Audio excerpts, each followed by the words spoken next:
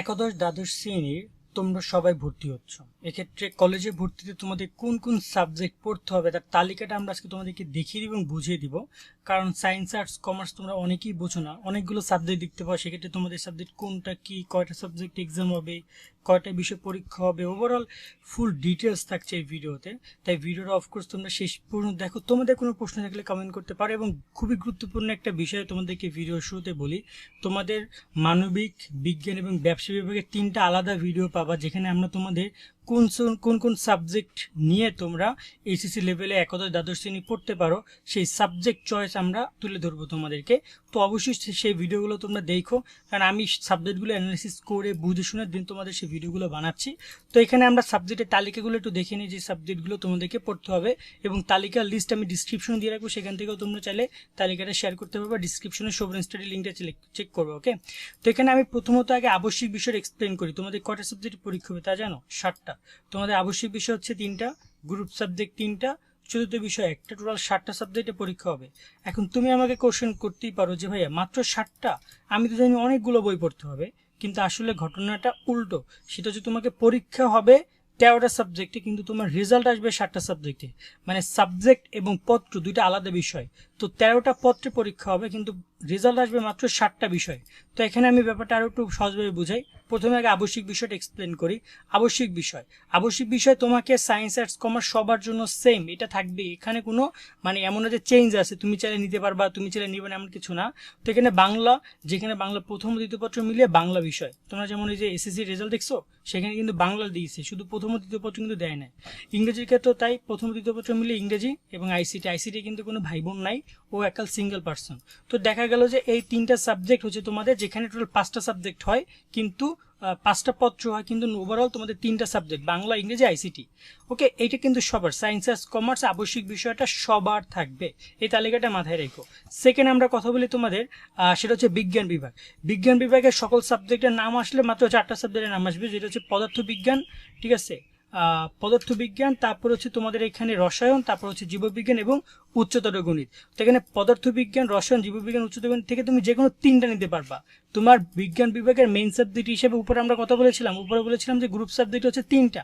সেক্ষেত্রে তুমি 3টা নিতে পারবে এখান থেকে, যে কোনো 3টা। সেক্ষেত্রে তুমি চাইলে এই 3টা নিতে পারো, অথবা নিচের এখানে উচ্চতর গণিত এবং জীববিজ্ঞান যে কোনো একটা নিতে হবে। তোমাকে পদার্থ রসায়ন নিতেই হবে, যেমনটা এসএসসি পর্যায়ে ছিল। ওকে, এখানে আহামরি কোনো মানে কিছু নাই। সো বুঝতে পারছো আশা করি। এবার আসছি মানবিক ব্যবসা বিভাগ। ব্যবসা বিভাগের হিসাব বিজ্ঞান, ব্যবসা সংগঠন ব্যবস্থাপনা, উৎপাদন ব্যবস্থাপনা, বিপণন এবং ফিনান্স ব্যাংকিং, তো এইগুলো রয়েছে। তোমরা এসএসসিতে শুধু হিসাব বিজ্ঞান পেয়েছো, বাট এখানে আরো নতুন 3টা বই আছে। এখান থেকে যে কোনো 3টা তোমাকে নিতে হবে মেইন সাবজেক্ট, গ্রুপ সাবজেক্ট হিসাবে। তুমি কিন্তু 4টা নিতে পারবে না, হয় তুমি হিসাব বিজ্ঞান, ব্যবসা সংগঠন, এই 2টা নিবাই, তার সাথে তুমি হয় উৎপাদন নিবা না ফিনান্স নিবা। এখন দেখতে হবে তোমার কলেজে কি আছে, ঠিক আছে। এগুলো নিয়ে কোন সাবজেক্ট ভালো হবে, কোন সাবজেক্ট খারাপ হবে, এটা নিয়ে ভিডিও পাবো, সেগুলো দেখো। বাট ওভারঅল এই 2টা সাবজেক্ট এবং এই টোটাল 4টা সাবজেক্ট তোমাদের ব্যবসা বিভাগের সাবজেক্টের তালিকায় থাকবে। এরপর আসছি মানবিক বিভাগ, এবং 4 সাবজেক্ট আমি দেখাচ্ছি তোমাদেরকে। চতুর্থ বিভাগ যদি মানবিক বিভাগে যদি কথা বলি, মানবিক বিভাগ ইতিহাস, ইসলাম ইতিহাস, পরিণতি, যুক্তিবিদ্যা, সমাজকর্ম, সমাজবিজ্ঞান, অর্থনীতি, ভূগোল, মনোবিজ্ঞান। এখানে এই যে 9টা 8টা 9টা সাবজেক্ট আছে, এখান থেকে যে কোনো 3টা সাবজেক্ট তুমি মানবিক বিভাগের জন্য নিতে পারো। হয় তুমি এই 3টা নিতে পারো, নয় তুমি এই 3টা নিতে পারো, নয় তুমি এই 3টা নিতে পারো, যে কোনো 3টা তুমি নিতে পারো, যে কোনো ইচ্ছে তুমি এই 3টা এটা নিতে পারো, এটা নিতে পারো। এখানে মানবিক বিভাগের সাবজেক্ট চয়েস নিয়ে ভিডিও আছে, সেটা দেখো। বাট ওভারঅল এইভাবে তোমরা মানবিক বিভাগের সাবজেক্টগুলো দেখতে পারবা, এবং এখান থেকে তোমার কলেজ যেগুলো অ্যাভেলেবেল রেখেছে সেগুলো থেকে তুমি তোমার কলেজ চয়েসটা দিবা। কেমন?